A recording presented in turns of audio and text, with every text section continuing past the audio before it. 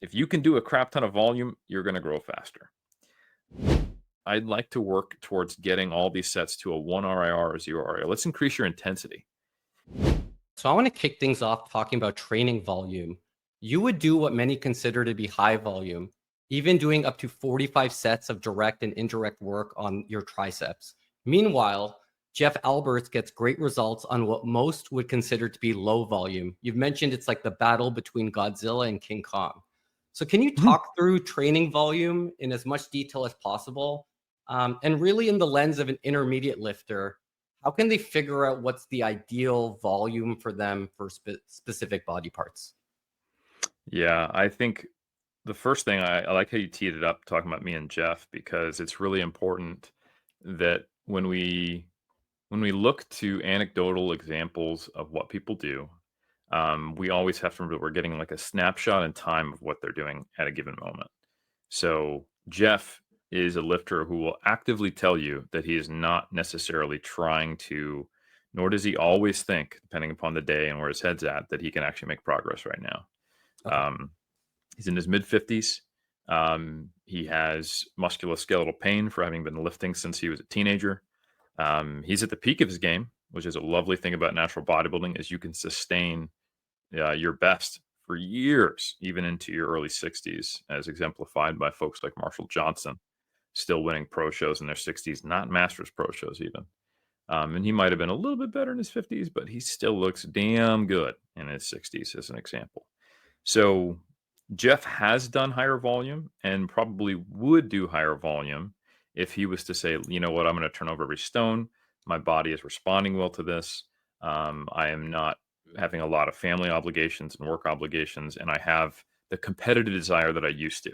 I think he would also tell you that his motivations for competing have changed a lot. It's more of a personal journey now than a mixture of personal and competitive journey, and that's changed and should change over a competitor's lifespan. You contrast that with me, and also this does matter how you count it. When you said a combination of direct and indirect sets, being in the 40s for triceps is the way to make my volume seem the highest, right? Um, but if we were to count it in the way that we count it in the most recent meta regression, which of course I will talk about, we're probably looking at something closer to the high 20s, low 30s, right? Which is still a lot of volume, but it's not quite as much, which I think is important. Um, and likewise, sometimes the way other people count volume might be less. Like, do you count every set towards triceps? If Jeff has 3 direct sets of triceps, he has 3 direct shoulder press sets, and he has 3 or 4 direct chest pressing, it looks like he might be doing 10 sets, something like that. So his volume might not be as low as other people would view. So anyway, I think those are important caveats. And then the final thing I'll say is, okay, so for me, um, I am actively doing that many sets and I am responding well to it. But there are two important things is, do I need to be doing this much volume, or do I think I'm currently benefiting from it? And what is the time bound domain and what are my goals? So the context is that I just recently, after years and years and years and years of fighting to get my pro card, turned pro in 2023, and only by the hair on my chinny chin chin. I actually got the second of 2 pro cards at WNBF Australia in October 2023, and that was after placing second to a pro winner in the States, not getting the pro card there, winning a show that was not quite big enough to get a pro card, placing third against the overall winner, and then so like I was kind of right there when I finally got it. It was like, yeah, you're a top amateur, but probably a relatively bottom tier pro, which is something I'm still proud of. But I went to Worlds, competed as a pro 7 weeks after turning pro, and I placed seventh out of ninth. So me going, all right, now I want to have a proper off season and a true pro debut after giving it my all. So I was been incredibly focused, and I've tried to turn over not only rock, every stone, and every little grain of sand that I think would help me since November 2023. And that involved me figuring out and cautiously pushing up the training stress to the point where I thought I would benefit from it. And if you would ask say 2019 Eric Helms whether I was probably doing too much, he would probably say yes. because we didn't yet understand the complete picture of the relationship between volume and progress, which we do now because we have more data, which I can talk about. So the context there is that Jeff is not necessarily pushing to do as much as he can to progress, and I am not doing as much as I need to progress, but as much as I think I can maximally benefit from, and there is some wiggle room there. Um, so that is the context. The data is quite interesting. So for those who aren't aware, we've had several big publications over time that have kind of influenced the evidence-based community and practice as to how much volume is quote unquote low, moderate, or high, because it's quite subjective, versus, and also what is the relationship between volume and hypertrophy. Um, One of the most commonly known ones is the 2017 Schoenfeld meta-analysis that kind of gave us that, hey, 10 plus sets produces more than 5 to 9, which produces more than 1 to 4. But, that's a huge range. 10 plus could be 10 or 100, right? And we didn't have the fidelity to understand the relationship between even higher volumes and hypertrophy, but we did have enough to show that you seem to get more growth from those initial sets than you did in the later sets, kind of hinting at this early understanding of what we call diminishing returns.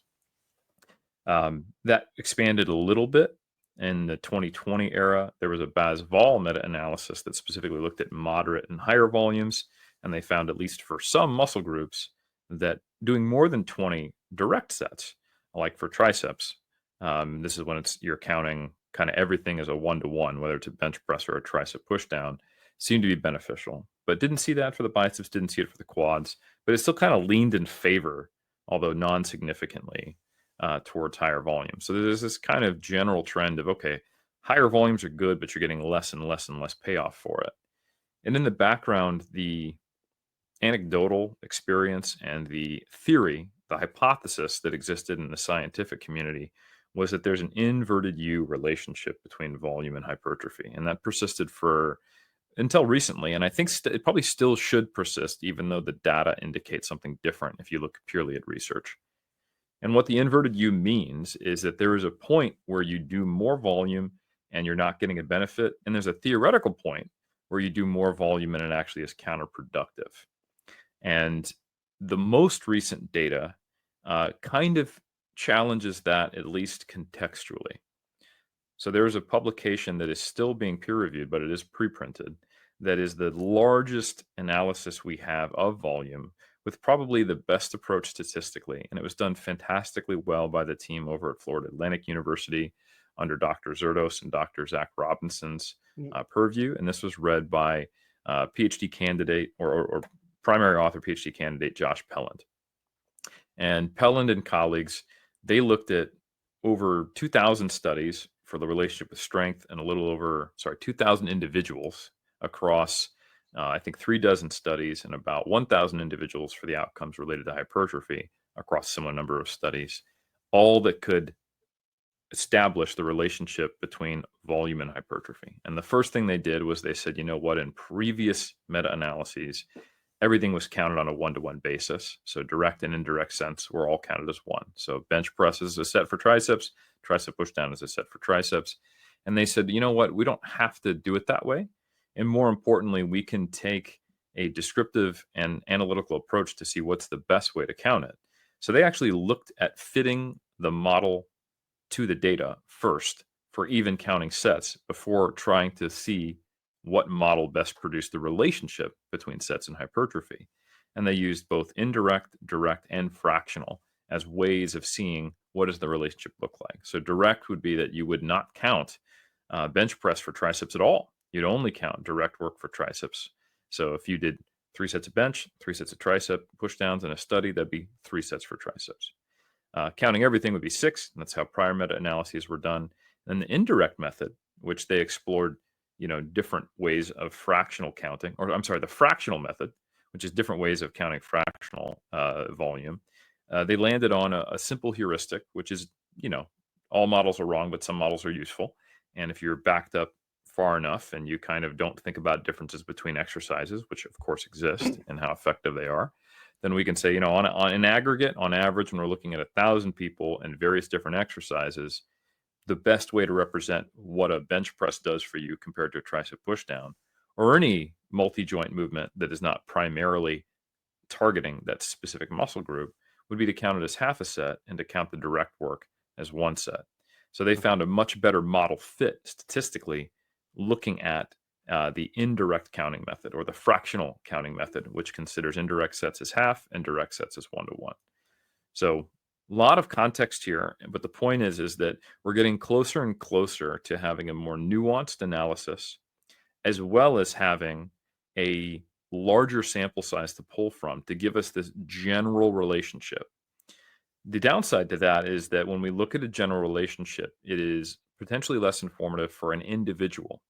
But that's an important thing to understand about research broadly, especially in sports science, that it is primarily to help us understand relationships rather than to dictate to us exactly what we're going to do in the gym next week. As I often say, a study won't tell you what to do on Tuesday, but it will help you understand what relationships exist and maybe what levers to pull, and it can help disprove certain hypotheses we have, or at least provide more context to them. So, with all that preamble out of the way, what the heck did Pellin find? Well, they also used what's called a continuous analysis instead of an analysis that breaks things up into 1-to-4 sets, 5-to-9 sets, or 10 plus, or categorically comparing things like a traditional meta-analysis. This is what's called a meta-regression. And a regression is just when you try to fit a line to data, and it doesn't have to be a linear straight line like you might see in your basic kind of correlation between height and weight. And you go, oh yeah, this had a 0.7 correlation, meaning, a large proportion of the variability in time which someone weighs is explained by height, but not everything. Bone structure, adipose tissue, muscle mass, yada, yada, yada. So they did the same thing, but they explored various different forms of model fitting. And they found that it wasn't a linear relationship that best fit the data, but one that was expressed in terms of diminishing returns, meaning like we got hints at from the prior research on volume. Yes, as you do more sets, you do get more increases in hypertrophy, but if you look at this relationship continuously from doing 0 sets, which they looked at by using control groups, all the way up to the highest volumes observed in the data, which is around I think 45, 50 plus sets in a handful of few studies. The more sets you add, the less you get as a return on investment.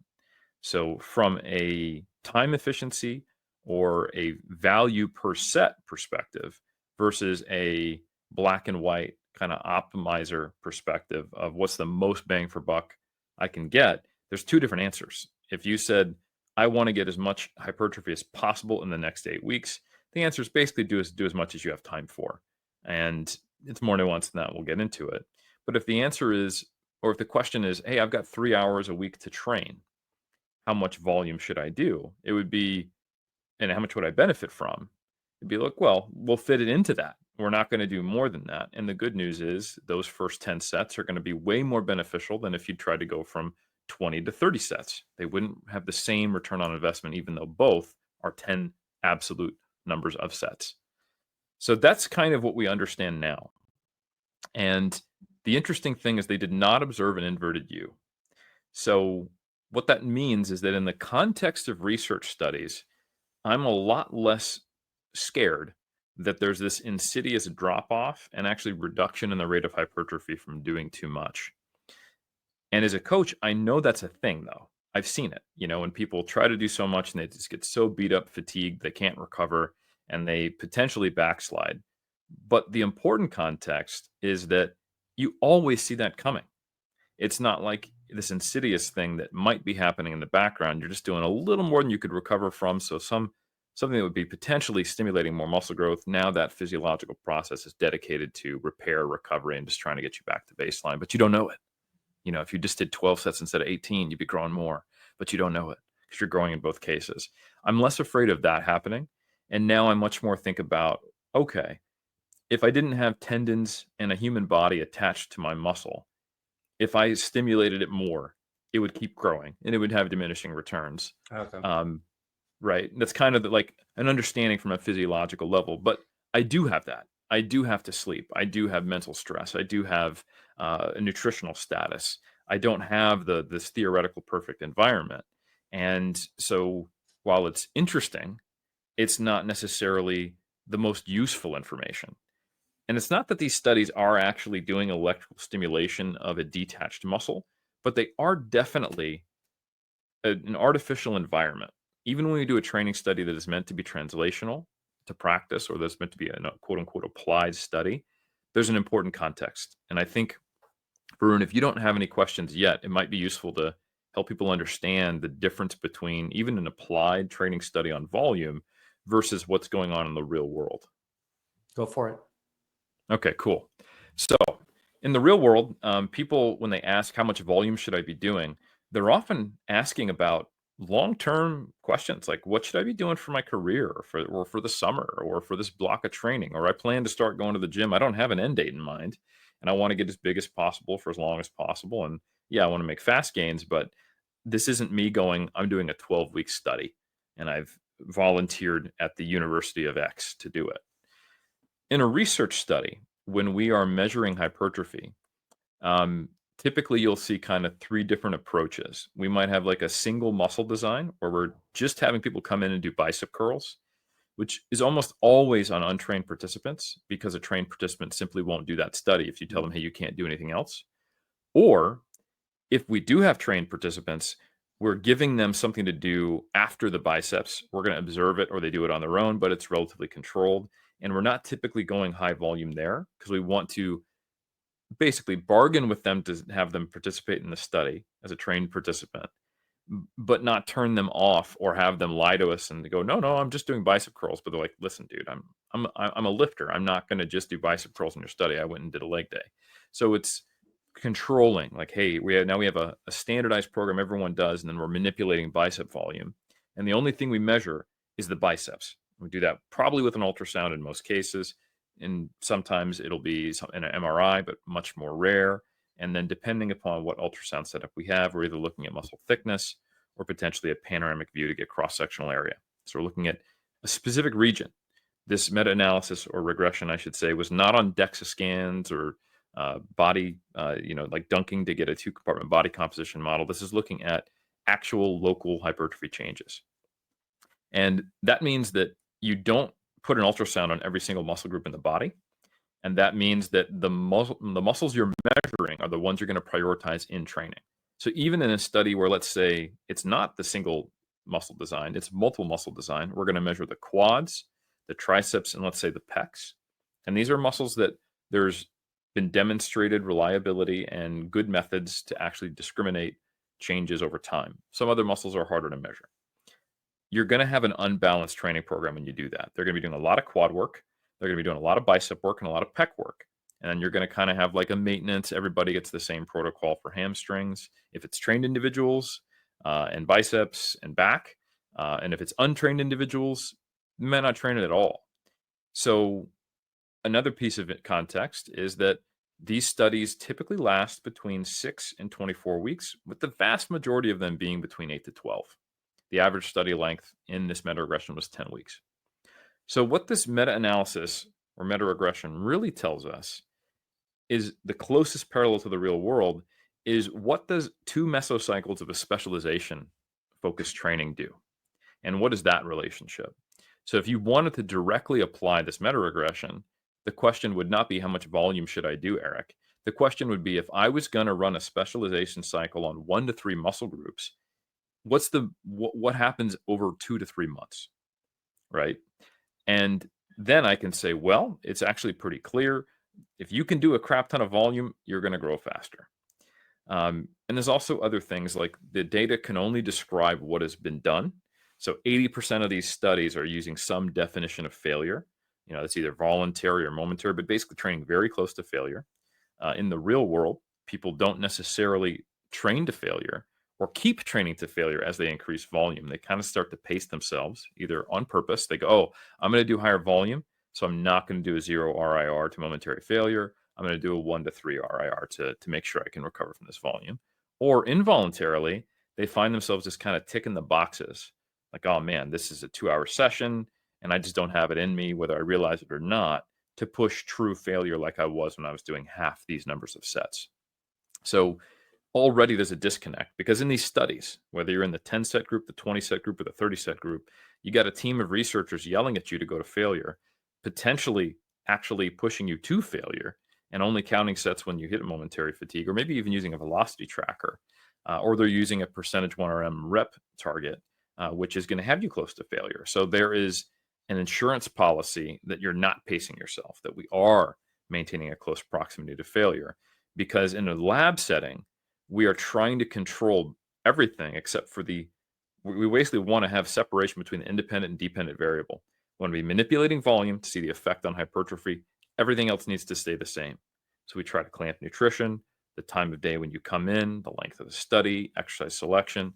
But in the real world, people don't do high volume programs in isolation or high frequency programs in isolation. Typically, when you manipulate volume, frequency, or intensity, you're also going to see manipulations to rep range, proximity to failure, and exercise selection.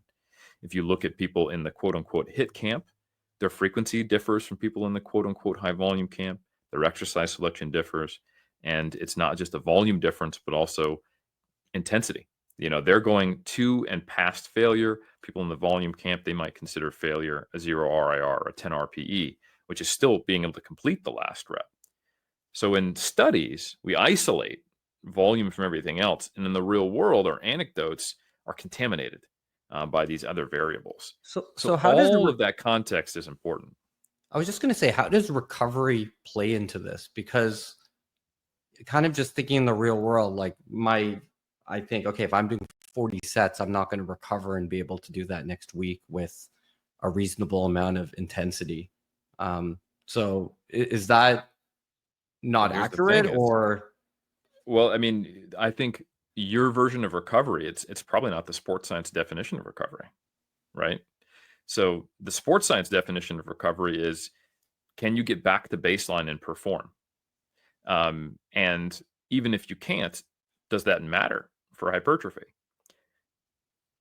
So it may be very, very well true that if you tried to do 30 sets based upon whatever you were adapted to now, and let's say you're trying to train a muscle group twice per week, that if you did 15 sets on chest on Monday, you couldn't then do 15 sets on Thursday and replicate the same efforts. That would be not meeting the sports science definition of recovery. Let's say on your first set of bench press on Monday, you did 185 pounds for 12, and then you came back and repeated the exact same workout on Thursday, and you only got 10 reps. That would be an example of not being recovered from a sports science definition. But I think what most people mean in the real world when they say recovery is, I feel like shit, I don't want to train, it's hard, and I'm sore going into the workout. I think the way I'm thinking about it is, like, if I do a certain amount of sets this week, I should be able to match that the following week. Well, there's no reason you can't match the same number of sets. You just do another one. Like, what's to stop you? No, I'm saying, for example, let's say I do 20 sets this week with a certain weight, and then the next week on the same days I cannot do 20 sets with the same weight. With the same weight. With the That's same the weight, critical piece, I would view that as being not recovered, and that would be a signal that perhaps I should lower my volume to see if I can accommodate that. And that's the narrative around it that perhaps may actually not be true. So you could do 20 sets the next week. You might need, if you wanted to get 12 reps, to drop to 175 instead of 185. And that would meet the sports science definition of I was not recovered. But then the narrative after that of, therefore, I'm not growing as well, or I should do something about it, that has been challenged by the data. Because what happens in these studies where they have to do 30 sets is you do 30 sets next week, and you do whatever you need to still meet the parameters of the study. So let's say the parameters of the study is that you're going to do 30 sets in the 8 to 12 rep range, and you need to hit failure within that range. Adjust load as needed, period. And you're just going to do it because you've got a whole team of researchers who make you do it. And you go, oh God, I'm not recovering. But you still grow more. So that is what is interesting, is that if it was true that recovery was a problem to the point where it was impeding hypertrophy, we would see an inverted U, but we don't. So the participants in these high volume studies, they may be feeling exactly the same thing that you feel when you try to do more volume than you can quote unquote recover from. But performance recovery doesn't necessarily have to do with whether or not it was a sufficient stimulus to produce more growth. Now, that might be why there's a diminishing returns effect. Like these additional sets are introducing a recovery challenge. So you're not lifting quite the same load. There may not be the same level of stimulus. There might be some fibers which are still not coming to the party because they're recovering from the exercise induced muscle damage. But ultimately, the relationship is pretty clear up to about 30 sets. If you actually look at the deep stats in these papers, that people are still growing more. These groups are still growing more. Okay. But there's So still even more context in these studies. Not everyone is going to see a study where they could get randomly assigned to a 30 set group or 20 set group or a 10 set group and go, sign me up. Some people who go, no, I couldn't recover from that, wouldn't participate at all. So there could be some selection bias. Also, if someone does drop out, they're not going to get counted towards the outcome. Now, there has not been any indication that there's been more dropouts in the high volume groups than the low volume groups, but that's just the reality of any exercise science. okay. So as long as the sets are the same and the intensity are the same for a, let's say, 8-week specialization block, it doesn't matter if the weight goes down, is what the current data shows from Pelland and Associates. That obviously doesn't translate to necessarily long term, like over years, for example. But that is what the data is showing right now. It also doesn't translate to strength. The drop off, the relationship for strength and volume is also one of diminishing returns, but it diminishes way earlier. So the primary metric, which is going to dictate your ability over an 8 to 12 week period to get stronger, is can you use more load? So and probably the peak load, like, do you lift heavier, you're going to get stronger, right? So it's kind of unsurprising that the relationship between volume peters off much earlier for strength than it does for hypertrophy. But hypertrophy is not about um, what load did you use when you hit failure, because we know that you can do sets at 20, 30, 10, 6, and on a set to set basis, if they have a similar proximity to failure, and it's true, proximity to failure that's at the muscular level versus kind of psychological or metabolic failure, that you're going to get a very similar stimulus. So, yeah, absolutely, that is what the data describe, and that is in the context of these studies. And I think you'd probably be surprised that the initial drop-offs that you see when you jump into a much higher volume program, you adapt pretty quickly. The repeated bout effect is quite powerful. And most people in the real world who try really high volume programs, they jump in too quickly and they don't actually try to stick with it to see if they can survive it, or they don't have the right environment to try to be able to recover from it. And it's not something in the real world. Now we're talking like application Yeah. that you do willy nilly, and not that they necessarily do it willy nilly in these studies, but I think there is a bit of selection bias that goes on. And some studies, they do take into account what was your prior volume. They might, control for that and randomly assign people. So it very much is important to understand the context of these studies. But you're correct. If recovery was an issue, we would see an inverted U. But we don't see an inverted U. So therefore, in the context of the studies that have been done, recovery is not an issue. It might be after the 24-week mark. It might be for the participants who decided not to volunteer.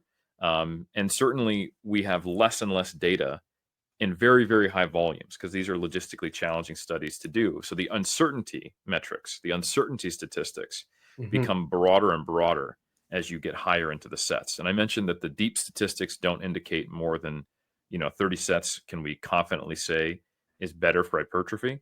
If you were to do what's called a pairwise comparison, which is just instead of looking at the overall continuous shape of this data, you take all the data that is describing one set, two set, three sets, four sets, all the way up to, I think, 50 something sets that were represented in these studies. And you do A/B comparisons of, okay, did 30 sets produce more hypertrophy than 1, 2, 3, 4, 5, 6, all the way up to 29 sets? After 30 sets, you stop getting significant differences.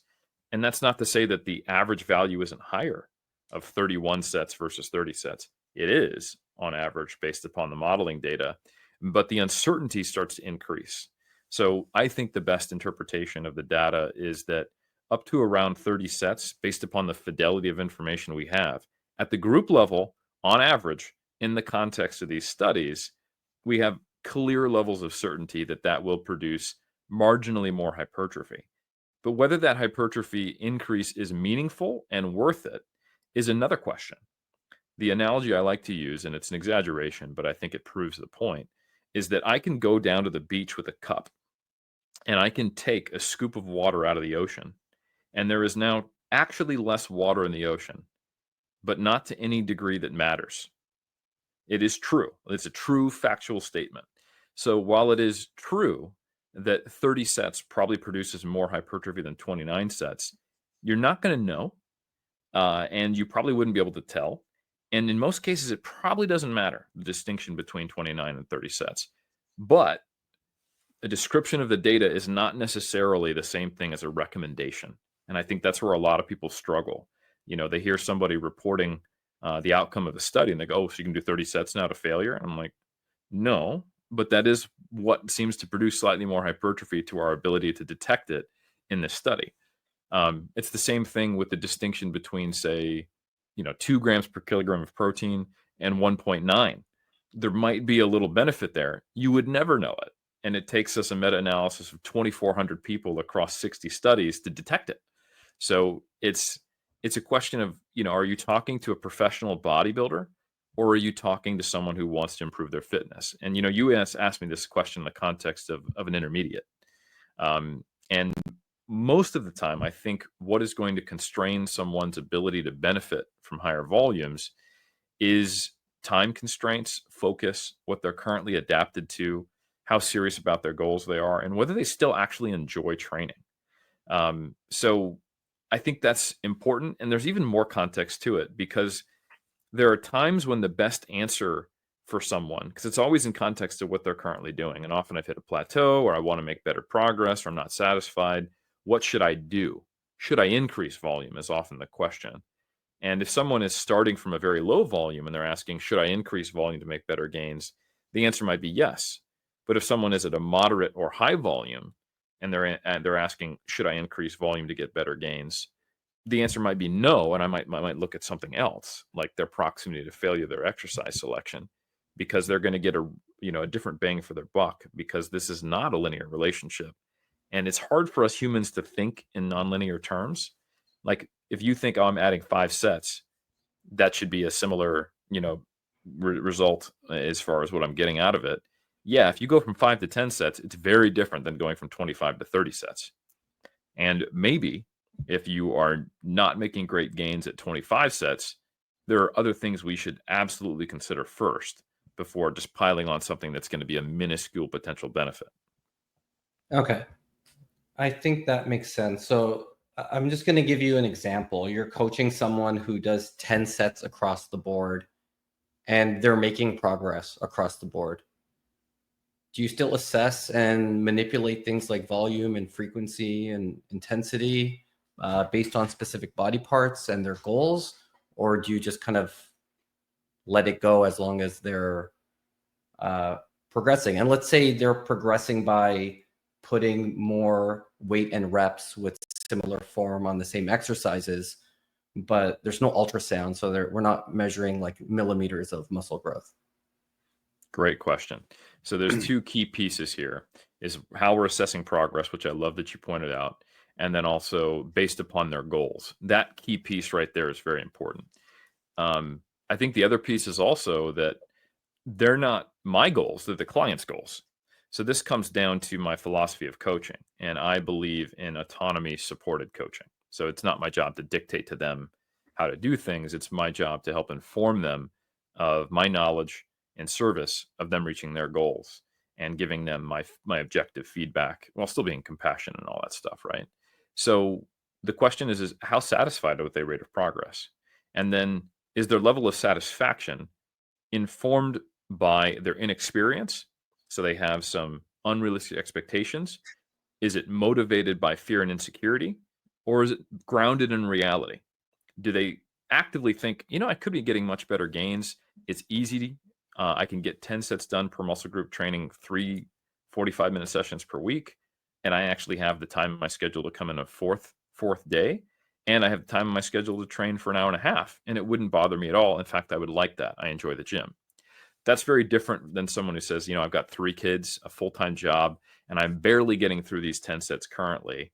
And I'm also quite happy with the progress rate I'm making, right? So those 2 people, even though they might be getting let's say they had identical genetics, right? And they're doing identical programs, I would give a different answer to both of them, right?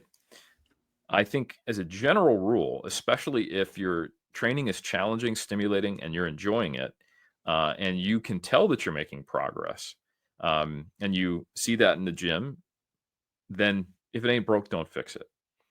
However, let's say you're trying to do your pro debut in a year and a half, and you know that you're competing against the best people in the world, and the thing that motivates and excites you the most is making as much possible progress as you can, and you're have a history of responding well and being able to recover from high volumes. Yeah, push the sucker up, right? And the things you would need to look at are indirect effects of doing high volumes that could cause an issue, because a 12-week study is probably not long enough for us to reliably capture injury rates, burnout, the number of times you have to change exercises. So there are going to be practical constraints in the real world for longer term training, which are not going to be represented. So I think you need to be very cautious. And the main thing, I think truly the main thing, is that in the real world, people start pacing. They start training further from failure, not training as hard, losing intent, and the quality of their training goes down as the quantity goes up, purely from a psychological effect or a true physiological fatigue effect, that when you've got people yelling at you and forcing you to train hard in the gym is not going to impact things in a study, but which may impact you in the real world. And I can tell you, I see this all the time as a coach. So to fully understand this, Varun, I think we need to take just a second to talk about the relationship between training to failure or short of failure and hypertrophy, because it has a linear relationship, but it's a very flat linear relationship. So what that means is that the closer you get from, say, a 10 RIR to a 0 RIR, and even to momentary failure, an individual set is more stimulative for hypertrophy. But that line is not like a steep cliff. It's kind of like a low incline grade. And it's like when you look at this relationship, and this is a great published meta-analysis, meta-regression by the same group led by Robinson. If you look at like 8 RIR and 2 RIR, you can see there's a clear difference. But when you look at 2 RIR, 3 RIR, 4 RIR, 0 RIR, it's all pretty close. Like the slope is definitely higher, but there's so much uncertainty and disparity around the mean that the general thing we should take from this meta-analysis is that the closer you get to failure, it's going to produce a little more hypertrophy, but minute differences of 1 to 2 RIR are going to be pretty minute as well. Now, that's looking at the relationship between one set individually. So what this means is that if you're doing 5 sets, or we'll use the example you gave me. If you're doing 10 sets and they're all at a 2 RIR, you're going to get a marginal benefit from taking those to a 1 RIR or to a 0 RIR. But you're probably going to get much more of a benefit from going to 15 sets, which is a 50% increase in volume. So it seems like a lot, but it's also only 5 sets, right? If I told someone to go from 10 to 15 sets in their training, we're probably looking at another, honestly, hour per week if it's well structured. It's nothing crazy. And they would be getting a better bang for their buck on a relative sense. But if the person who came to me was doing 20 sets and they were all with a 2 RIR and they wanted to go to 25 sets, they would get much less out of that than me going, you know what, I'd like to work towards getting all these sets to a 1 RIR or 0 RIR. Let's increase your intensity. And that's because there's 20 opportunities to stack those little chips of getting a little more out of each one of those sets. So this is an instance where the diminishing returns of volume creates a different opportunity for us to improve. Or I might go, let's optimize our exercise selection. Let's make the quality of your training better, because you're already getting the vast majority out of the potential benefits. You filled up the cup almost all the way on volume. So where can we get more out of this? So like qualitatively, when I'm at the gym, I see lots of people who are doing 20 or 30 sets and they look the same year after year, are they just doing like 10 reps in reserve or something of that nature? Like it almost seems for the majority of the people who don't know how to push themselves to failure, that scale is that scale may be more important. Again, the data is showing that more volume close to failure is best, but it just seems like there's so many people I see in the real world who do a ton of sets and make no progress. Like, why do you Yeah. think that is? Well, it's exactly what you said. Okay. They're not represented by the data. 80% of the studies are on people training to failure. The other 20% are close to failure. So So they're like 6 or 8 RIR, yeah. maybe So more. Okay. the Pelland meta-regression is telling us what is the relationship between sets that are done on average, probably at a 1 to 2 RIR. Okay. But the whole range is probably expressed between momentary failure to 4 RIR, almost the whole range, maybe 5 RIR in a few instances for a few weeks, as the participants get stronger. And what we see in the real world is people training at a 5 to 10 RIR don't seem to be getting much benefit out of their high volume training. And with poor exercise selection, poor exercise technique, I mean, the loads that you see that some people use are just silly. Like if you can turn a lat pull down into a tricep push down at the bottom for a little bit, it's like 40% of what it should be. Like, and how many people do you see doing that? The lat pull down, slight tricep push down. Like you're not actually training, to be honest. Yeah. From what we would consider a training protocol in these studies, you're represented by none of that data because you're that far from failure and you're not actually meeting like the exercise execution standards. Okay. So I think that's important to understand. So you have to actually get people like doing training first before we Yeah. can talk about the relationship between training variables. Even the concept of like 8 RIR, to me, that is like difficult. I know maybe it is useful in certain, it's just hard for me to probably mentally do that, I think, to be that far away from failure. Like just my There personality trait. Well, yeah, I mean, it's you also got to think about why are they in there? What was their initial introduction? Like, there's a huge difference between people following a structured diet led by a dietitian in a study versus I'm dieting, right? Yeah. And there's a huge difference between people who are recreational and resistance training on their own versus people who are actively trying to progress, do progressive overload, understand these concepts. So you are very different from the typical person in the gym, Varun. And you are probably better represented by the research than they are. So I think all of that is just really important context for people to make sense of the volume data. And then it becomes a question of, okay, we know that volume's not going to hurt you. And if it does, it's become very obvious. If you're starting to increase volume and training becomes less enjoyable, tedious, you're finding it even harder to push yourself close to failure. If you watch video, you notice, oh, like that felt really hard, but maybe it's just because I was friggin' tired, but my rep speed didn't slow down. Mhm. And if we think about these overlapping relationships, this additive effect of going closer to failure and the diminishing returns effect of volume, there's very real scenarios that I see all the time in coaching where someone might go from a moderate volume to a high volume because they're trying to really empty the tank, but they drop from an average RIR of 2 to 4. And now we're not representing the data either. When we have a group that goes from 15 sets and we have another group that is 25 sets and they're both at 2 RIR, that's different, Yeah. right? And I'm not confident that the marginal benefits you get from going from 15 to 20 sets, because now we're starting to be on the low efficiency tier side of the additive increase in volume, the decrease in each set stimulus might completely offset the fact that you went up in volume. So now you're spending more time in the gym, you're liking it less, you're putting forth more subjective effort to get the same outcome. And that I think is what happens a lot of the times people increase volume. They're not ready for it, mentally or physically. And the recovery component is exactly what you brought up earlier. And I think that needs to be gauged. So when someone increases volume and when I increase my own volume and I get higher and higher, I am very diligent with going, all right, am I pushing here and pulling somewhere else that I don't realize? And that's actually one of the reasons I put my videos on my Instagram story, is if I'm saying this was a set that it was very hard and people see like that I'm actually at a 3 RIR, but I'm just lying to myself, I have 200,000 followers. I'm going to get the DMs. I'm going to get the comments. People are going to talk shit on YouTube, but that doesn't happen. There are people who don't watch me train, who hear my volume, who go, no way, he's sandbagging it.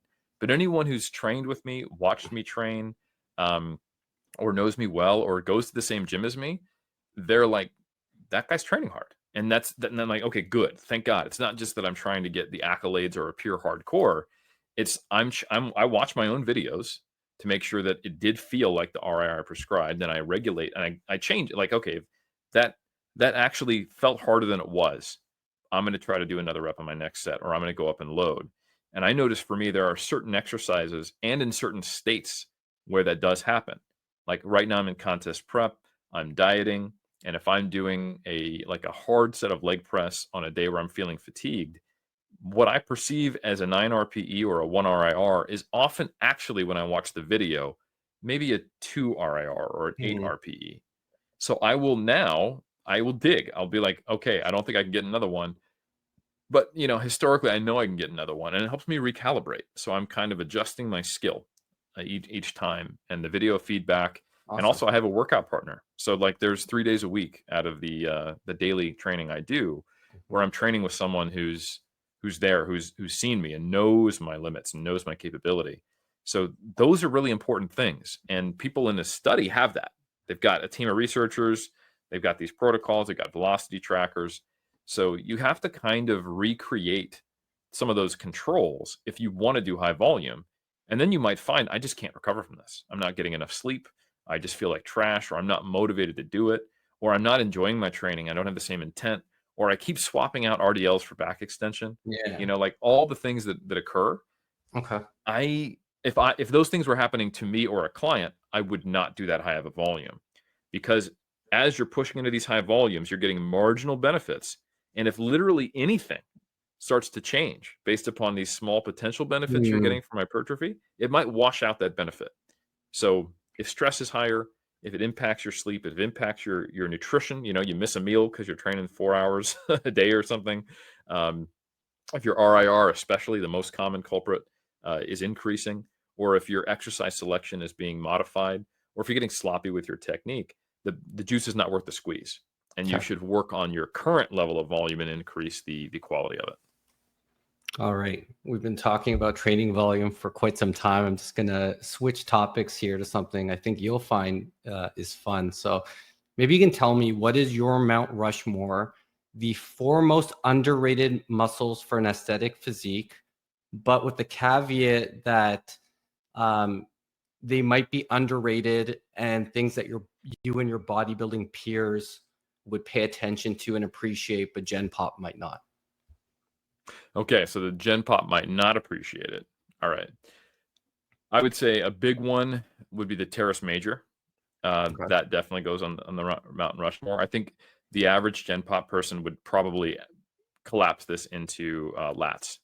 And the Terrace Major, for those who don't know, it has a slightly different line of pull, but it is a shoulder extensor and also a shoulder adductor. So it brings the arms back towards the center line of the body, but it sits kind of right at the top of the lats, kind of just underneath the delts, and it really contributes to your V taper and kind of that underneath your arm hang.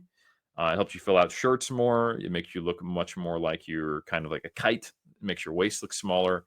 And yeah, it's a muscle that you experience on being trained on almost all your same back work that you do for your lats. And it's just kind of like when you get high lat soreness, that's part of, the teres major, and developing it.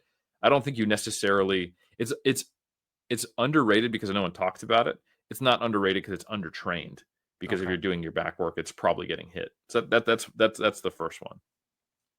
Um, the second one, I would say, I don't think it's underrated, but it's just so friggin' important, is your middle deltoid. So I think much like the V taper that you can control from the underarm hang, that is kind of what really gives your delts that popping look from the side. And for most people, if they're trying to get more of that V taper, the lats, the teres major, and the middle deltoid are the things that you work on to give yourself that width. So those, I would put all three on there. I think the lats are a muscle group that the general population don't train effectively well, even when they recognize that it's a good muscle to do. So I put all three of those on the Mount Rushmore for different reasons. Everyone agrees with me on middle delts, but it just can't be emphasized enough. So they're almost always underrated, especially if you have narrow clavicles and a large waist. It's like even if you have big middle delts, they could be bigger if that's you, if you want to make yourself look the way you want. The lats are up there because I think everyone also still agrees, but the general population is really bad at training their back, and it takes a lot of skill. And it's probably the most underdeveloped muscle that you generally see in people. And then the teres major, it's because people don't even identify it. So those are probably my top three. Um, how many are on my Mount Rushmore? Five? There's four. There's four. Four. You got Lower one body. more. This one more. This one, it definitely flies under the radar for people, and you only see it if you're shredded. So this is definitely one only bodybuilders appreciate, and that's the sartorius. This is the I don't even know strap-like what that muscle. is. Yeah. So like if you look at a competitive bodybuilder, so not wearing board shorts, and they're in a front relaxed, it is that long muscle that is just inside of the three heads of the quads that looks like this kind of strap that goes from the inside of your knee up into your hip flexor. And it kind of really completes the quads. You know, you got your big quadricep heads, and then you have the sartorius. It's a great sign of leanness from the front, and it completes the leg. It shows more detail, and it takes a little bit of skill to pose because it's an anterior attaching knee flexor. That means it's kind of the muscle that you look at poo on your shoe with. So Okay. like if you like, oh, did I step in gum? The muscle that helps you do that, the kind of an externally rotated knee flexed position to look at the bottom of your foot, your sartorius kind of immediately pops on. So when you're in a front relaxed pose, a skilled poser, they're basically sticking their butt out. You can't really see it because they're facing you. So they're in anterior pelvic tilt, leaning forward slightly while flexing their quads, and you can see this nice, well-defined, like almost this pole that goes from their hip flexor and down and connects into their knee if they're lean enough. And the next time you look at, like a bodybuilder doing front relax who's really lean, you can be like, oh yeah, like there's the three heads of the quad, and then in the inside of the leg, just prior separating basically their quad from their adductor is the sartorius. And it's this kind Nice. of strap-like rod muscle that it looks pretty cool, and it's freaky Cool. looking. Like it's not attractive, but it's pretty awesome. Yeah. That's cool. I like how you mentioned the front relaxed. I interviewed Chris Barakat, and Mm. he was talking just how everything that he thinks through is like through the different poses. And I don't know, that just made me think of that, like just a bodybuilder's thinking through poses, not through each specific muscle all the time. Absolutely. I think, like, and that's important to remember. Like, the average person is like, what's going to make me look good on the beach or in a shirt, or how does my overall aesthetic look in day to day life? But a bodybuilder is going to be thinking, how do I win more points on the mandatory poses? Yeah. So exactly. All right. I'm gonna throw out some quotes you said in the past. Give me your first take. All right, first one here. And to say I was bit by the iron bug is a gross exaggeration. It's more like I was converted by the Borg. If you're a Star Trek fan of lifting, and I started to become lifting and part of the hive mind. Yeah, I still think that's true to this day. It shows that I'm a nerd and a Trekkie, but I think it accurately represents just how drastic of a mindset shift it was. The specific day that I remember that lifting became a thing for me. It was the right time in my life. I was going through something that was very emotionally challenging, and I was searching for an outlet.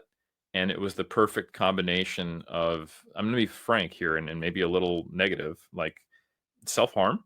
I had a very masochistic trait. I was looking to express pain, but I also knew that it could be constructive, and it was something that was pushing me and I could grow from, and it grew into something positive. But it was absolutely, it became my all-encompassing focus, and I have a personality that tends to go all in on a thing. I relate to people who are have certain types of neurodivergence when they talk about their special interest, and I am a little bit neurodivergent myself, not necessarily in the traditional way of people who have special interests. And maybe that's just one of my traits. But yeah, when there's a thing that I get interested in, I have a hyper focused component to it. And it is quite literally hard for me to think about other things. And that has persisted for 21 years since that training session. And the interesting thing about that, Varun, is it wasn't the first time I ever lifted, because I had lifted, for strength conditioning sessions when I was a high school track athlete. I had some buddies in my apartment complex in high school who introduced me to lifting. And I even had a friend who lifted in the Air Force shortly before I actually started lifting. So we're talking same environment, only a year younger, but not having that emotional component and why behind lifting. And it was just like, why, why do I need to do this? I don't care. Mhm. I don't have any problem with the way I look, but with the right combination of needing an outlet, finding a way to push, the element of masochism, and kind of this endless progressive goal, it was uh, the closest thing I've come to it, like a spiritual moment, as a guy who is not spiritual and it's very, very rational and kind of the way he thinks. I was like, oh wow, there's no going back. So yeah, accurate. Awesome. All right, next one here. There's a lifting trap of chasing optimal to the point of paralysis. Yeah, I think um, this is very personality specific. Not everyone will prevent themselves from making choices until they get it right, but some people do. And I think you need to be aware of what is your personality type. Like, I have definitely ran into some people who kind of are not giving it their all in the gym, or maybe even haven't started on the extreme end. I don't think that's common, because they're on Reddit and they're talking to Gemini or Chat GPT. They're listening to podcasts. They're reading things. They're trying to find the right guru because they want to get it perfect before they start. And some of that is motivational. If you think about the stages of change, they're still in the information gathering stage rather than the actual readiness to properly jump in and do it. Some of it is fear based, insecurity. Maybe they haven't really convinced themselves they're ready to commit. And prior experience is a bit traumatic for them. When they've tried something and it hasn't worked out, they felt like a failure. It's embarrassing. And they don't want to put in all that effort just to be burned again. Um, or it's kind of this, what I describe as FOMO, or fear of missing out on gains, FOMOG. Um, there is a certain neurotic personality type that tends to be all or nothing, but in a debilitative way, not a facilitative way, to where they're the type of person who, when they don't get it perfect, it stresses them out and they kind of just step away from it. So I think know thyself is an important quote here as well. And be very aware of what your motivations are to do something. It feels different to be seeking out a way to improve from a nature of seeking excellence and being motivated and excited. And you're already training as best as you think you possibly can in the gym, but you set aside some time to do kind of some research and be like, okay, how could I improve this? Because I'm just that excited. And I'm not that guy who wants to turn over every stone, every grain of sand. I'm a maximalist. That's different than neuroticism and fear. Like, if you're worried that your training isn't good enough and that's what's motivating Mhm. you to look for ways of optimizing, that is a very different place, and honestly a less rational place. And you're not actually in the best place to make the best decisions. You're not thinking slow and being able to analyze. You're afraid, and you're going to be more caught up in marketing that leverages that, which the internet is full of. You're going to be the guy who, or gal, who reads these 5 things are what's holding back your gains. You're like, oh shit, I knew there was something holding back my gains. What are those 5 things? And now you've bought some stupid supplement ebook, or you've followed some nonsense, or you're just constantly changing your program and you're not able to actually discern what works best for you, because you're letting your emotional swings be dictated or at least influenced by the way social media is. So I think understanding the motivation for uh, kind of optimizing things can be the difference between it being paralysis by analysis or slow optimization through analysis. Yeah, I think there's sometimes this tendency against action, which is I'll do action after I have it right. Yep. And the reality of life is sometimes you have to just do something because you can learn from that and you can always improve. Like in life, there's Yeah. certain things that are one-way doors and they're two-way doors. So if it's a two-way door, take the action. You can always change your mind. You can always iterate. If it's a one-way door, be really careful about the decision. But it's important to realize that most doors are not one-way doors.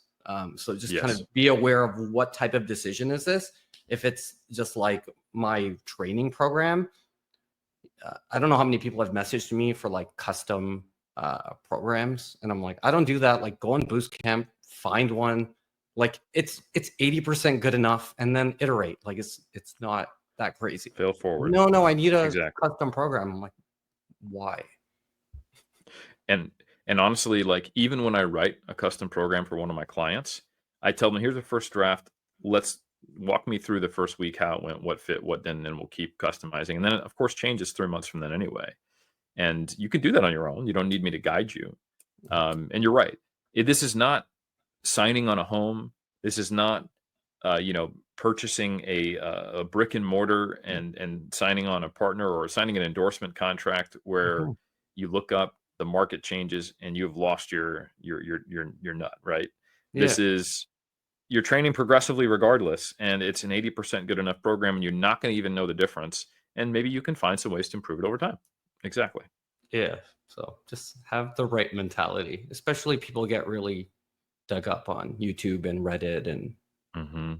and I think sometimes people just want to, like, I think we all kind of chase status in different ways, and I think some people want to use the I know best on this topic and I've done the most diligence as a sense of status. And that's, you're saying like, what's your reason for training? I think there's a group of people that their reason is that it might not even be for training. It's to tell their peers that they know more, and that can be dangerous. Yeah, be aware of that. I think, and I think many times, and I understand this, is that there are some people who played sport at a young age, who were exposed to lifting, they move well, they have an athletic background, it came naturally to them, and they have good genetics. And you might not feel like you fit that mold, and you might try to fit it, and you find maybe you just don't have the goods, or it's going to be a long road.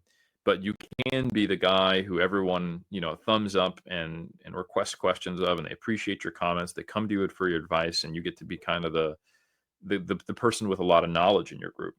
And I was that for a long time. And when I first started 3D Muscle Journey, I started it with three WNBF pros, like Alberto, Jeff, and Brad were already pros. Jeff and Brad were years older than me. Alberto was far more gifted than me, started lifting earlier.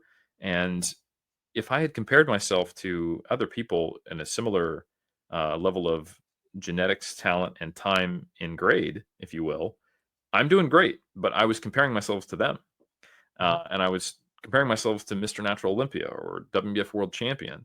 So I felt inadequate and insecure. So I did have some motivation to chase. Let me be the expert. Now that worked out for me. There was a positive. There was a double edged sword, but I think the positive side was a lot sharper because I ended up becoming an expert, and it is what I used to become better and better and better. And I worked on my own insecurities and demons. But I think a lot of people like you they're not even aware that they're doing that. They're just trying to find acceptance and acknowledgement, just like trying to be cool in high school is not necessarily a conscious thing teenagers do, but it leads them to making poor decisions, doing things that don't align with their burgeoning values, and pursuing friendships with people they don't actually like, and cutting off friendships with people they really do. So I think that type of thing, you want to be aware that even though high school is over, we keep doing it into adulthood, unfortunately. For sure. All right. This is kind of a fun one here. When are you proud of exercise science, and when do you roll your eyes? I think I'm most proud of exercise science when it's self-aware, when it doesn't take itself too seriously, but also is professional. When it acknowledges that we're a growing field, that we have things to learn, and when it is introspective rather than defensive. So it says, "Hey, we've only been around half of the time of the 19th into the 20th century. We basically got since the Lorm, or if we're talking sports science, we're kind of since Matveyev. So we're 70 to 50 years old, depending upon how you count it. We have a lot to learn, and we're also standing on the shoulders of giants like medical science. Um, and you know, we are undergoing a replication crisis right now. Uh, but we found I'm proud of our replication crisis because who pointed out that we have a replication crisis? Exercise scientists. Who is saying what we need to do about it? Exercise scientists.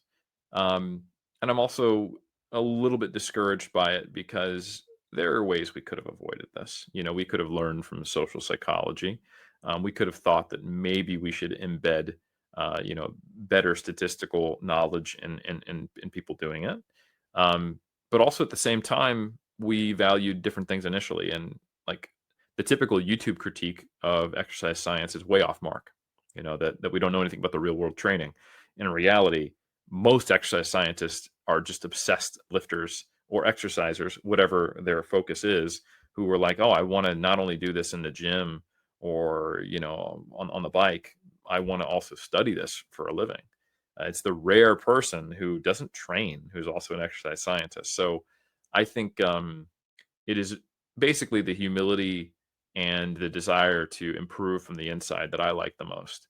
And acknowledging that this is something that is fun, and it should be something that should be not a matter of debate and drama.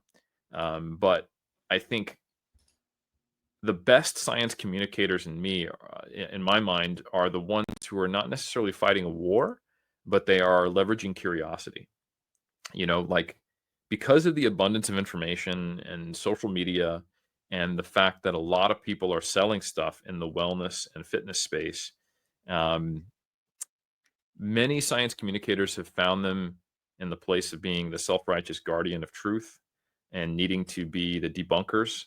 And they're playing whack-a-mole, and they spend a lot of time telling people what not to do, and they're protecting the public from scams or misinformation, or now active disinformation. I mean, things are changing. Like, people have what's called rage bait. Like, I know this is wrong. I'm actively telling you something that's wrong because I know it increases engagement. So it's a rough landscape to be a science communicator in. And I think you do need to do a bit of a service of disabusing people of incorrect information, intentional or otherwise. But I think what actually makes science fun and interesting, and what I'm proud of, is when you leverage people's curiosity, because that's Mhm. what motivates the actual science itself. Like Carl Sagan or Neil deGrasse Tyson, they do a little bit of myth busting, but people click on their videos or want to listen to them or watch the cosmos because they're encapsulated by their curiosity and wonder. And I think there's actually a lot of fun stuff that you can do that's in a similar vein when you talk about exercise science. And I will engage with misinformation because people are getting harmed by this, but I also try to tell people what to do and why, just for the pure sake of it being interesting. And I really enjoy when that element of curiosity, wonder, and discovery is focused on in any field of science, but especially exercise science, because it feels very different than it being the arbiter of truth, or in this constant fight against the bro science, which there's no need for, truly. And I think that stance probably does just as much harm as it does good. I think that's well said. I think incentive drives behavior. And I think the Mm, challenge at times is there's an incentive to engage in things like that, like drama and tons of clickbait. Even when someone, uh, you know, knows better, because there's so much incentive to do it. And I think we're all kind of playing that game at times, where you see something gets more click, you see something gets more engagement, you get more followers. You tell yourself that if I get more followers, then I can fight the good fight, and then potentially go down the a path that you in the a past self of yourself may not be proud of, and that's a challenge, I think, for everyone. yep. And I think the proof is in the sustainability of that pathway. There are so many people who, in the moment they told themselves that, who are just not around anymore. Um, and I think it is the people in fitness who haven't had to reinvent themselves, and have been able to keep growing. Maybe not at the astronomical pace that you see when you engage in some of these strategies. Who have been around a long time because they have a pretty clear mission statement. They know why they're doing it, and they're also ultimately paying off the the ask that people really have, and that is, what do I do, and Mhm. maybe why and how. Not what do I not do, and why is this person an idiot. That will definitely get you attention. You can do reaction content, You can do the gotcha content. You can go down the fitness entertainment route. You can go down all those routes. The entertainment route, I think, is fine because it's just about making people happy and it being kind of in their wheelhouse of fitness. But when you play a lot of the controversy and conflict based approaches to growing, I think it selects for people who don't care, and they generally, not always, aren't great people.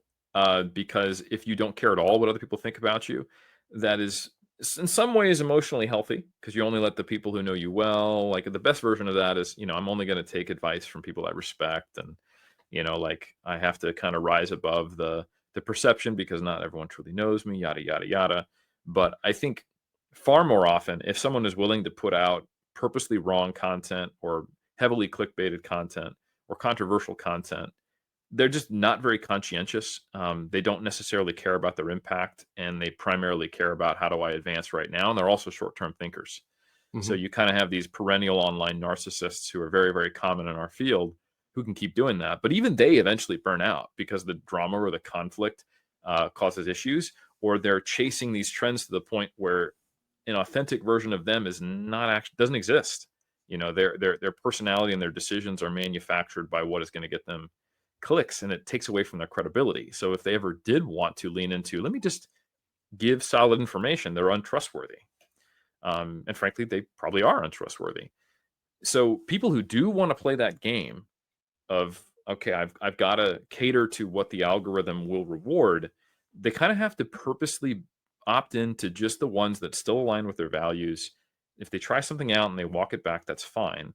And I've, experimented with this, like how much clickbait can I do? I still got to pay off the outcome. But the safe place and the thing that is honestly always going to work is just finding the best medium to communicate to your specific audience what to do and how to do it, because that's what people are going to constantly want to know. They start fitness, they jump on Reddit, or they jump on YouTube, or they jump on a podcast, or they read a book, or they read a blog, and they go, or they follow someone on someone's reels, or they get on TikTok and they go, how do I train, and how do I train better, and what do I do if I get stuck, how much protein should I eat, so if you find the best way to communicate those things in a accurate way and people can relate to you, you will organically grow. It might take a while. Some people might be better at it than others. You Mhm. might have certain privileges, like if you are attractive, naturally build muscle well, or if you have the money to do that with great editing, or the background, or the connections, or what have you. All those things are window dressing, but at its core is, can you communicate what to do, why, and how in an effective, engaging way that connects with people? And if you can, you will grow. Awesome. Speaking of entertainment, I'm going to move in the most entertaining way possible. What is your favorite Dungeons and Dragons 5e class and why? The Warlock. And Because I why? think it's Because the short rest. the short rest is cool from like a power gaming mechanics perspective. But I think for people who are willing to go, all right, I'm going to take the Eldritch Blast optimization off the table, all of Okay. a sudden you have a bunch of different ways of approaching it. And the constraints of only having a few spell slots makes you go, okay, how do I make a utility caster out of a warlock and not just go down the Eldritch Blast route? Because I think it's kind of a trap. Even if you optimize Eldritch Blasts, um, there are better damage output characters. And there's cool stuff you can do with invocations. There's some really unique patrons you can get. There's things you can do with Pact of the Tome, as well as Pact of the Chain, that can really give some really, really interesting utility that aren't fulfilled by, say, a wizard. Or if they are, that wizard then loses out on a bunch of other things, to where the AoE damage that they could provide, or the support and ability to like debuff enemies and things like that, that the opportunity cost, I think, is far too high for a wizard, and they're too squishy. But you can build out a warlock in so many interesting ways. You can go the safe route of being an Eldritch Blast monkey, in my opinion. But I think if you build like a utility warlock, they become this unique role that they fill that isn't quite like, like, say, for example, a cleric who's not super squishy, but you know what you're doing. You're always buffing and healing, right? Um, but a warlock sits there and can do. It's more like a Swiss Army knife, in my opinion, which can be quite helpful. And you can still mold it in very many ways. And I think it also lets you have really cool creativity. And for me, I'm not a fan of optimizing the numbers without a really cool backstory. And I think some people, they sit into the pure story development character. This is what my guy would do approach. And just like, I don't want to deal with the numbers in the power gaming. And other people are like, yeah, whatever. I don't need a character. I'm playing a strategy game basically, or I want to optimize the numbers. I'm an optimist. And I think actually when you merge the two and you have a justification and a reason for everything, then you have basically the why behind how do I optimize this pathway. So as an example, I have made it's not the best class for it, but like a necromancer out of the warlock, where Okay. you might choose, certain patrons in a certain way, and you can't, you can't control nearly as many as undead, but you get other cool things like unlimited speak with dead, right? Which is an invocation you can get, which is a really cool utility, and just you get to do really kind of interesting things. You can be like just an information provider, the lore master for the party, and you can always have like a servant or two, so you can thematically feel like a necromancer, but you can do a lot of other cool stuff. So anyway, I think that's just one example. So I personally like the warlock if someone is willing to not step into the safety blanket of the Eldritch Blast. Yeah, so I was in a campaign recently, and my friend, she was a warlock, and then my other friend took like a 2-level dip on his sorcerer for warlock and took Eldritch Blast, and it kind of like killed her character a little bit. She was like, "That was The my Sorlock. thing," and I told my buddy Brian, I was like, "Why'd you have to do the dip?" And he was min maxing, obviously, right? So Yep. Yeah, and that's kind of the thing. It's like you do need a group, and I think you need to have those zero sessions where everyone is like, okay, what motivates you? What are you interested in? What's your character's backstory? And how do we connect all these characters? And then when we go up levels, maybe let's talk about that as a group, because I think ultimately any decision which makes the game less fun is probably a poor decision, I even agree. though it might be cool. And that can be sometimes mean giving up certain things for certain people, because some people really like the idea of min-maxing. It's fun for them. And other people are really, really heavily story invested. So I think it's the DM's job and the group collectively to make sure that you can satisfy both those needs.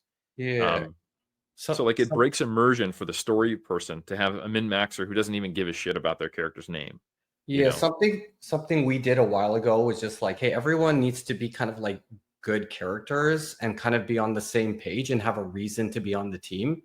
Because we had one person who was just like, oh, I just leave by myself all the time. And we're like, well, like, why would we want you in our party? Because I'm strong. I'm Yep. like, that's not a good enough reason. Like, we need Yeah. we need a reason that we can all kind of move forward in the storyline and not mess with our DM just for fun. Like, that's not fun anymore. Yeah, yeah, it shouldn't be DM versus the players. I think Mhm. I think you can get into that, or player versus player, unless that is purposely intentional. And that could be something, I think that's something that advanced players can do, but they need to go into it fully eyes open. Like, we're going to start this game. Not everyone is going to have the same alignment. Someone might actually be a spy and embedded. And then the DM and that player need to talk about it. And that player needs to be 100% comfortable with their character dying, right? And the other players need to be 100% comfortable with being in conflict with that character and not having it become a conflict with the person. And they need to understand that the narrative story arc, it's not just about winning, it's about a cool story. And maybe this campaign ends with the betrayer getting the upper hand and escaping, and the party is left with a fallout, and one of them dies or has to be resurrected in the next story arc, but that character then can't be a part of it. So you have to build the plan around and have the right player who has the ability to do that. But I think what happens more often is that someone's like, oh, wouldn't it be cool to betray the party, and they go off on their little side quest. The DM's not aware of it, the other players aren't aware of it, and it's just not fun. I, So I I did think that. you have to plan that stuff. I did that in high school. I guess it was like second edition. I was an assassin, a doppelganger assassin, and I backstabbed my friend because he took all the loot. And then in real life, the campaign was over and it was kind of sad. And I was like, I regret doing that. So then I never did that again. I learned my lesson. I was like, oh, that was kind of funny, but it's like we've been playing for like months or a year potentially. And it was kind of like, oh, I kind of ruined that. Yeah, and then and then those games can happen. You just need to have it be something that everybody. It's tough because you need to have consent, but also not spoil it. Yeah. So, because I mean, think about the amazing stories that involve betrayal or that have an anti-hero or a villain you just love.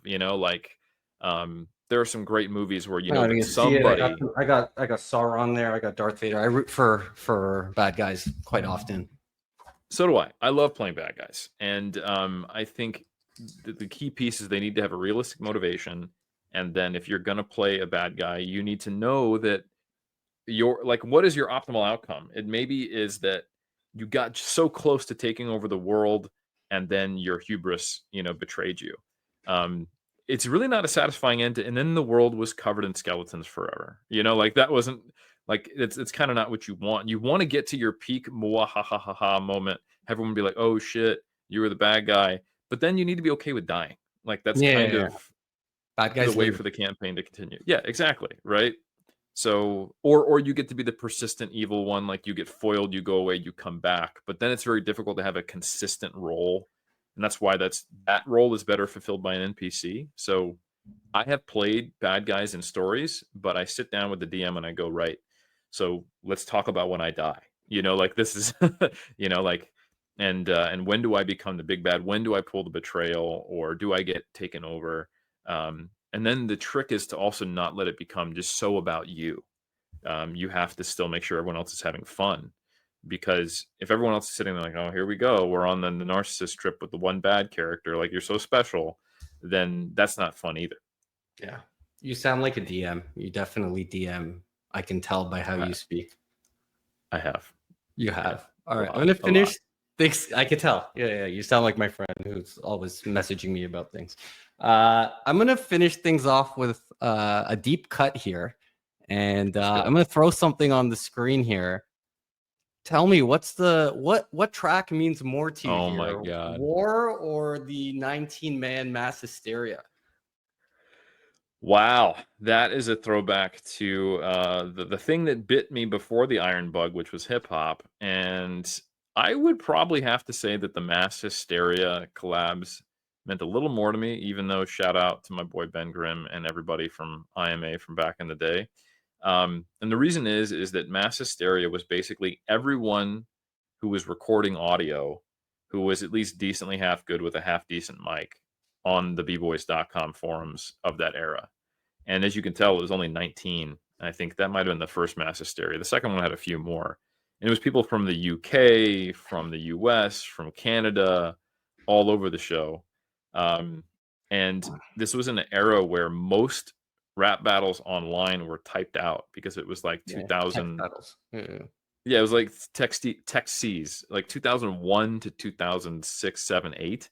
And it was like actually really hard if you didn't have a proper studio to record a track. So it was like the few people who were kind of bridging that gap. And there might have been hundreds of people on the forums, but only 20 of us had like the Shure mic with the $5 pop shield, kind of deal, Yeah. and the mixer where they could upload an MP3 onto SoundCloud. So, or actually, excuse me, SoundClick. This was, which is a website no one even uses anymore. So, yeah, I'd say the Mass Hysteria because it kind of encaptured the whole era of that where I was present in online hip hop. I gave it a listen. It gave me some Wu-Tang Triumph type vibes going on here.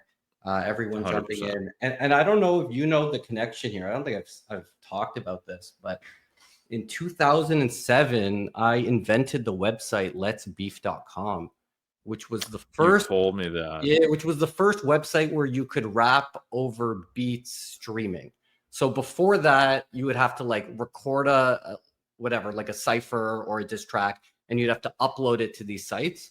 So we had the first one where we had the beats, and then you would just hit record, you'd play, and then it would save it, and it would pair you up against someone, and then we would vote on who the winner was. I came to the scene just like a couple years too late, man. I want to say the last track I recorded might have been 2006 or 2007. So Yeah, like so that I think we my just missed it. My yeah, 2007 to 2010 was voting on rap battles. That was like my like full-time job. that's awesome. And I did a lot of that too and participating in them, but it was all pre-recorded tracks. Like you'd be like, all right, semifinals are next week. You got a week to record your track. And every weekend we'd have another round, and I think the best I ever did was I made it to like the semifinals on either rap music or bboys.com. So yeah. Awesome, man. All right. Eric, thank you for your time. I really appreciate it. Where can everyone find you? No, Varun, I always appreciate how much effort you put into making the guests feel seen, acknowledged, and asking them questions, and also providing so much value to your listeners. So, you're doing a great job with this podcast. I think it's going to have an awesome narrative arc. And you can find me, you can follow me at Helms3DMJ on Instagram for my general content. And if you really want to get nerdy, probably the best place is massresearchreview.com. If you want to hear or listen or read to the content we put out on the most relevant and recent research on the topic of lifting, nutrition, health, and fitness as it relates to you as a trainer or an athlete or a lifter. And then if you're interested in like natural bodybuilding and coaching and getting to work with one of the 3DMJ coaches who I act as a science advisor to, then that's 3dmusclejourney.com. That's the number 3, the letter D, musclejourney.com. All right. Thank you. My pleasure.